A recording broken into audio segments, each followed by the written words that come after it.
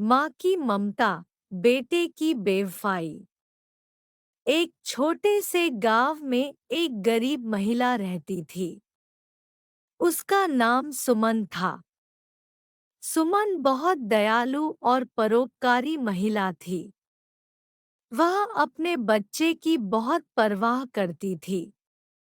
उसका बेटा रवि एक स्वार्थी और लापरवाह लड़का था। वह अपनी माँ की परवाह नहीं करता था।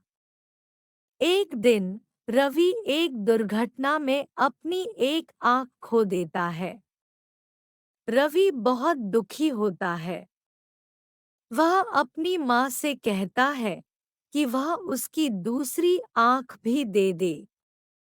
सुमन रवि को देखती है और उसे अपनी आँख दे देती है। रवि को अपनी माँ की ममता पर बहुत गर्व होता है। वह अपनी माँ का बहुत सम्मान करता है।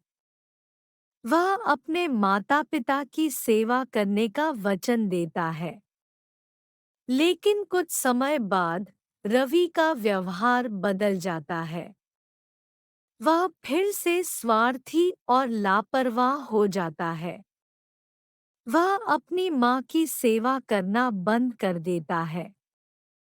एक दिन सुमन बीमार पड़ जाती है। वह बहुत कमजोर हो जाती है। रवि उसकी कोई परवाह नहीं करता है। वह उसे अस्पताल में नहीं ले जाता है। सुमन की हालत और बिगड़ जाती है। वह अंततः मर जाती है। रवि अपनी माँ की मृत्यु के लिए बहुत दुखी होता है। वह समझता है कि उसने अपनी माँ के साथ बहुत गलत किया है। निष्कर्ष। यह कहानी हमें यह सिखाती है कि माता-पिता के प्रति हमारे कर्तव्य हैं। हमें अपनी माँ-बाप की सेवा करनी चाहिए। उन्हें सम्मान देना चाहिए। हम उनके बिना कुछ भी नहीं हैं। संदेश। माँ की ममता कभी नहीं बदलती। माँ अपने बच्चे के लिए अपना सब कुछ दे देती है। लेकिन अगर बच्चा स्वार्थी और लापरवाह है, तो वह अपनी माँ के प्यार को नहीं समझ सकता है।